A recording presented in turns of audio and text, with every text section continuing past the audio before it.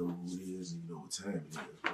You brought it back outside. You see how we coming through. Mm-hmm. You looking clean. Mm-hmm. You know what I mean? Premium jerseys on. You dig? I got this Adidas original. You rocking the straight NFL authentic. Mm-hmm. You feel me? Sir, got a rep. ABA original. The doctor. I already know. I already know. I love it, man. And that's actually why we wear jerseys, bro, because this is an out of town episode. We driving all over the place today.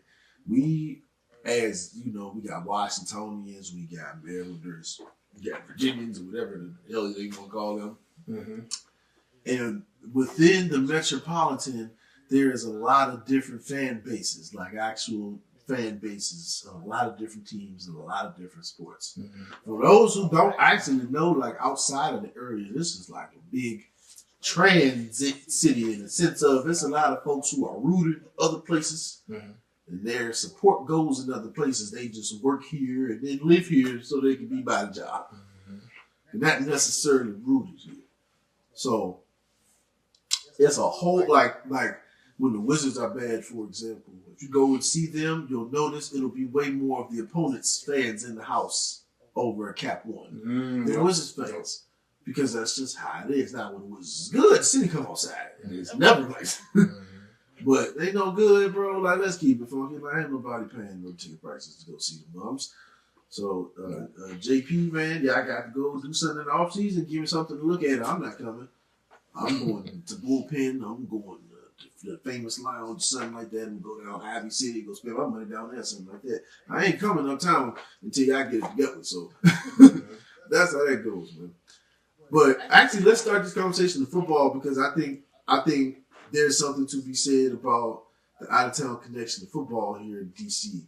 So I've noticed in the Carolinas, there is a very large fan base of Commanders/Redskin fans in both Carolinas, North and South.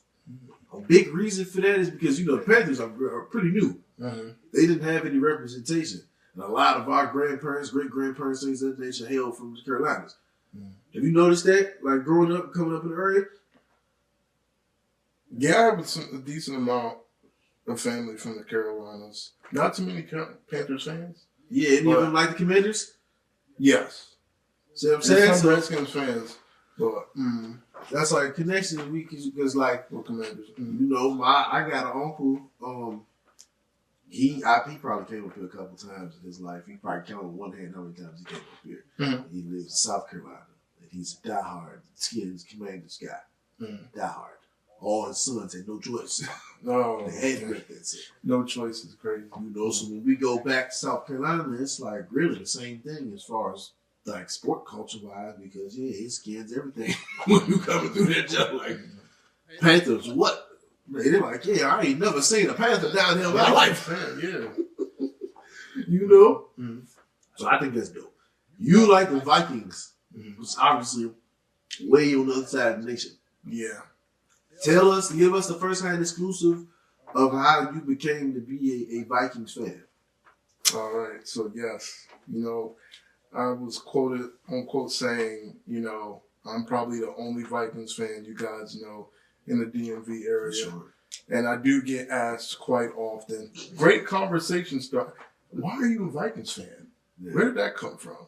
And so, yeah, and I always say the one line, it's because of Adrian Peterson, who, you know, I think he might be starting to become a little bit underrated as time goes by, but easily a top 5 running back all time. Oh, because he's looked a little bit ass, man. Yes. But, you know, it all started with, you know, when I was young, around, I don't remember what age exactly, but it's around about 10 years old, 8 years old. And I remember one of the bros was at daycare, you know, they was on YouTube and they showing me football highlights. Yeah. And I see this guy in a purple uniform, number 28, and he's just running dudes over, cutting on a dime, and just breakaway speed. And I'm just like, who is that guy? Yeah. Like, and they're like, oh, that's Adrian Peterson. And I'm like, I've never seen a running back that was so complete ever. Yeah. I still haven't. Yes, I still have not seen a running back that's tall, strong, fast, and elusive. Physical. Yes. And then it's like, once I saw those highlights, I said, I gotta see it in the games. I want to watch more. Yeah. And the thing that really sold me though is when he won that MVP off a torn ACL. Yeah. Come back. That was. I think they damn near made that award for him. Yes.